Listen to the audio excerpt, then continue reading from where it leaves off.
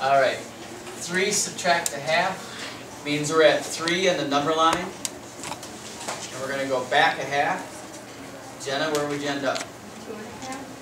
2.5. Anybody need to see that with a number line? Make sure you ask me to do. Okay, if we're at 4 and you add a negative half, when you add a negative, you're going to go back. So I'm starting at 4, add a negative 1/2, go. 3.5. 3.5 is correct. Anybody need to see that on a number line? Okay, so here's what's happening. Here's 4 and here's 3. 4 is where we're starting. When you add a negative, you're going to head this way. And that's where you're going to stop. And that's halfway over, isn't it? So then we read it this way, 3.5.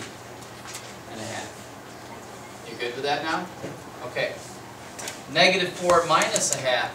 Shelby, what would that be? So we're at negative 4, and then we subtract a half. Wait, negative 5.5? No. So let's do it this way. You owe me $4. You owe your mom 50 cents. How much do you owe us? $4.50. Right, so the answer would just be negative 4.5. You were making it too hard. You add them together because they both went to the left.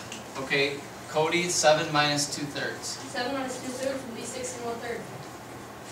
Good job. Is there anybody who doesn't understand this one? Because you need to know how to do this before we do today. Yes? Can I start my push-ups now? No? Okay. You can do your push-ups later. You should tell Patrick. Take care of that in a minute. I didn't have my book. Why? I didn't have homework from the other day. You should always take your book with you. With? I was taking Okay. What happens on a number line is this.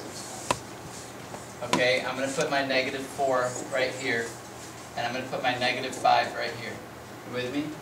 So if I'm at negative 4 and I subtract a half, which way do I head from the negative 4? Do I head back towards the 0, or do I head this way? Okay, so I'm going to head this way 1/2. Where did I stop? Negative 4.5. Mackenzie, you okay with that? Yeah. Alright, so now we're going to get into what we're really doing today.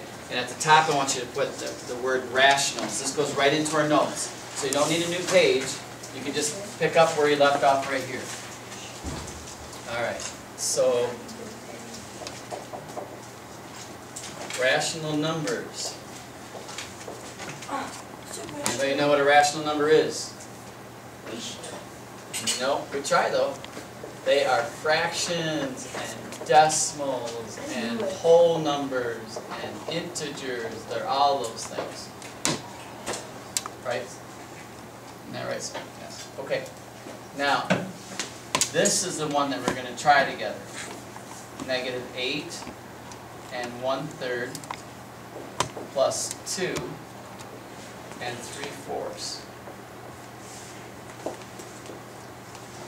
Now what you do is you do the whole numbers first. So negative 8 plus 2, that should be pretty easy for everybody. Red, what's negative 8 plus 2? 6. Negative or positive? Negative. Negative 6. Okay. Now we're going to bring down the fractions. And my common denominator is 12. Alright, this would be 1/3. Mackenzie is how many 12s? Oh, 4. Good. And Danielle, 3/4 is how many 12s? God bless you. 9. 9. Now here's where people mess up.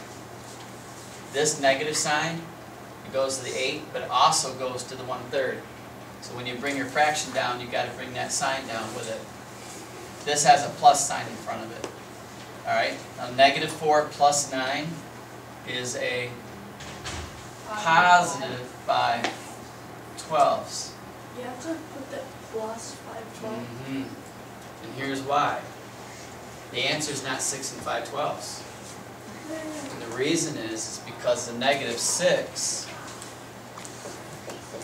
there's negative 6. If you add 5/12, do you keep going to the left, or do you have to come back to the right?